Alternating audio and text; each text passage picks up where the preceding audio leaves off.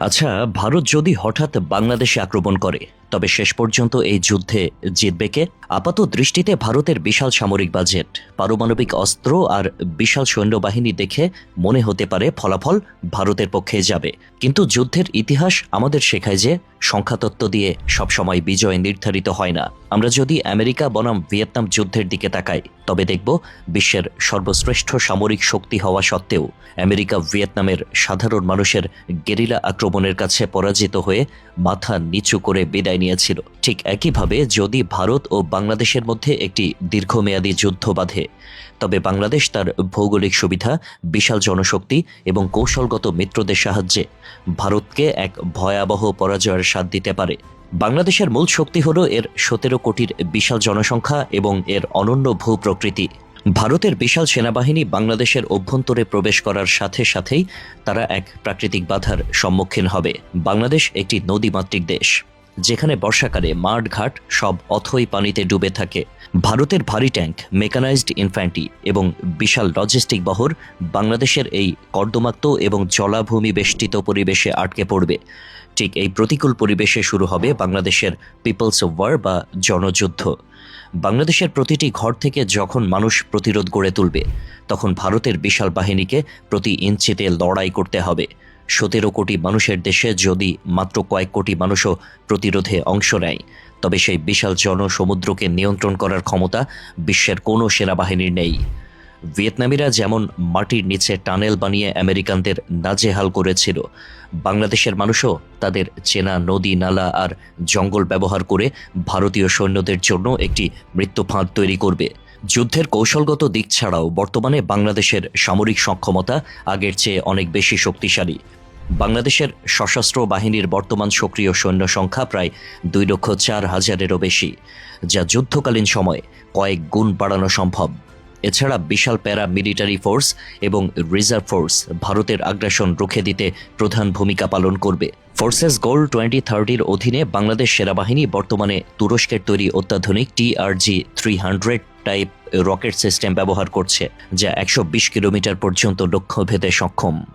এটি সরাসরি ভারতের শিলিগুড়ি করিডোর বা চিকেন স্নেকের মতো স্ট্র্যাটেজিক পয়েন্টগুলোকে যে কোনো সময় অচল করে দিতে পারে।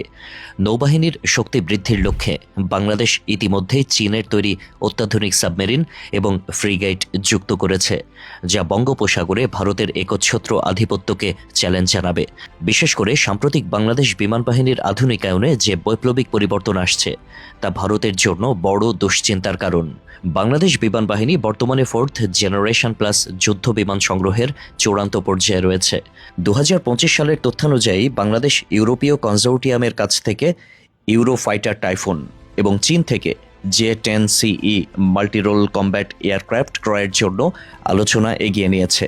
এই সুপারসনিক যুদ্ধ বিমানগুলো এবং তুরস্কের অত্যাধুনিক সশস্ত্র ড্রোন প্রযুক্তি বাংলাদেশের আকাশ সীমাকে ভারতের বিমান বাহিনীর কাছে এক দুর্ভেদ্য দুর্গে পরিণত করবে। এই যুদ্ধের আরেকটি ধ্বংসাত্মক দিক হবে ভারতের অর্থনীতি। ভারতের অর্থনীতি বর্তমানে অত্যন্ত উচ্চাভিলাষী এবং এটি মূলত বিদেশি বিনিয়োগ ও স্থিতিশীলতার উপরে দাঁড়িয়ে। একটি পূর্ণমাত্রার যুদ্ধ শুরু হওয়া মাত্রই ভারতের শেয়ার বাজারে ভয়াবহ ধস নামবে এবং বিদেশি বিনিয়োগকারীরা তাদের পুঁজি সরিয়ে নেবে। বিশাল জনসংখ্যার দেশ হওয়ায় ভারতে যদি যুদ্ধের কারণে খাদ্য ও জ্বালানি সরবরাহ ব্যাহত হয় তবে ভারতের ভেতরেই গৃহযুদ্ধ এবং দাঙ্গা ছড়িয়ে পড়ার প্রবল সম্ভাবনা থাকে। এর বিপরীতে বাংলাদেশ একটি ছোট কিন্তু ঘন বসতিপূর্ণ দেশ হওয়ায় এর মানুষের সহনশীলতা অনেক বেশি। দীর্ঘমেয়াদী যুদ্ধের চাপ সহ্য করার ক্ষমতা বাংলাদেশের সাধারণ মানুষের বেশি, যা আমরা ১৯৭১ সালের মুক্তিযুদ্ধে দেখেছি। এছাড়া ভারতের অভ্যন্তরীণ রাজনৈতিক মানচিত্র ভারতের জন্য একটি বড় দুর্বলতা। ভারতের উত্তর পূর্বাঞ্চলীয় রাজ্যগুলোতে দীর্ঘকাল ধরে চলা বিচ্ছিন্নতাবাদী আন্দোলনগুলো যুদ্ধের সময় তীব্র আকার ধারণ করবে। বাংলাদেশ ও তার মিত্ররা যদি কৌশলগতভাবে শিলিগুড়ি করিডোর বিচ্ছিন্ন করে দিতে পারে তবে ভারত তার মূল ভূখণ্ড থেকে সেভেন সিস্টার্সকে হারাবে। এর ফলে ভারতকে তাদের শক্তির একটি বড় অংশ অভ্যন্তরীণ বিদ্রোহ দমনে ব্যয় করতে হবে। যুদ্ধের সবচেয়ে গুরুত্বপূর্ণ মোড় ঘুরিয়ে দেবে বৈশ্বিক পরাশক্তিদের অবস্থান। বর্তমান ভূ রাজনৈতিক প্রেক্ষাপটে চীন এবং পাকিস্তান কখনোই চাইবে না যে ভারত এই অঞ্চলে একচ্ছত্র আধিপত্য বিস্তার করুক।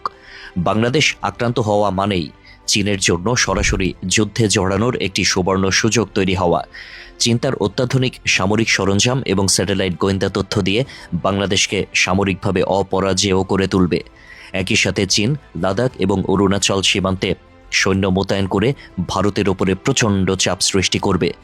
অন্যদিকে পাকিস্তান কাশ্মীর সীমান্তের দ্বিতীয় ফ্রন্ট খুলে দিয়ে ভারতকে এক ভয়াবহ সংকটে ফেলবে।